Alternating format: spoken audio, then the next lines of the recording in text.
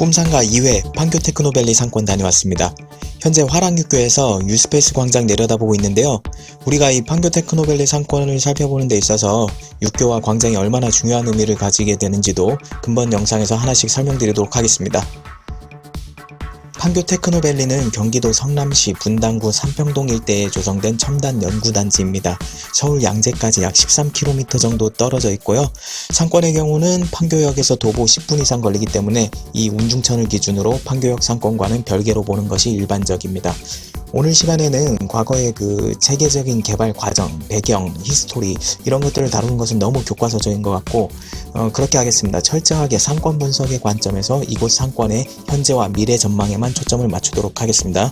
이 가운데 중심 상권을 주로 얘기할 건데요. 그러려면은 주변 용지별 특성을 알아야 합니다.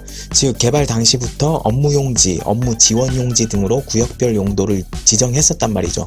먼저 파란색으로 표시된 부분들이 바로 업무 용지입니다. 지도를 발로 그렸기 때문에 삐뚤삐뚤한 점은 쿨하게 이해 부탁드리고요. 지금 이 빨간색 부분들이 바로 업무 지원 용지입니다. 상업용 시설들은 이 구역 내 대형 오피스 빌딩 저층부에 집중적으로 몰려 있습니다. 동안육교에서 서쪽 카카오 오피스 방향을 바라봤을 때의 모습인데요. 상가들이 1층에 많이 모여있는 것을 볼 수 있습니다. 화랑육교 동편 광장에서 바라본 유스페이스 1 건물입니다.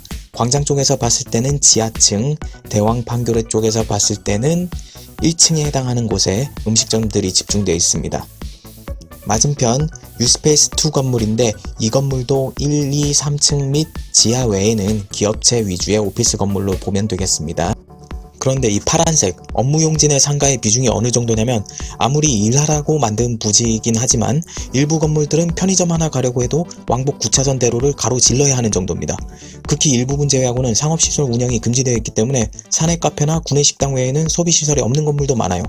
결국 그곳의 직장인들이 빨간색 상권 형성 지역으로 유입되는데 유스페이스, H스퀘어, 사만하이펙스 이런 건물들의 상가층이 대표적이라고 볼 수 있죠.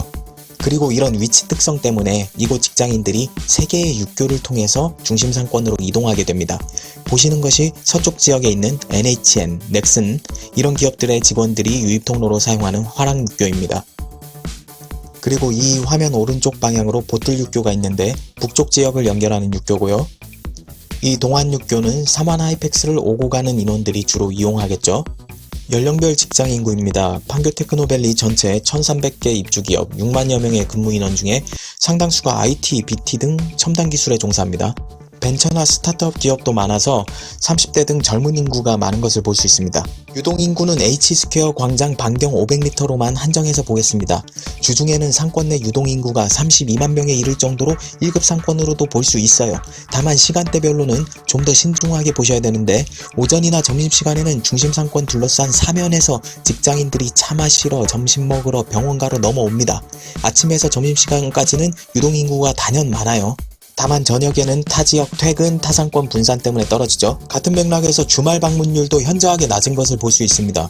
주거인구가 주말 이용률을 받쳐줘야 하는데 근처 보뜰마을은 좀 한계가 있습니다. 풍점평가 진행하겠습니다. 풍부한 유동인구에서 비롯된 수요층이 장점인 반면 업종 한정적이라 경쟁 심하다는 단점이 있어 안정성 산쁨. 안정된 실적을 보이는 기업들이 많아서 가령 코로나19랄지 기타 거시적 관점에 부정 요인 없는 한 일정 기간 성장 가능하다고 생각돼서 성장성 산품 투척.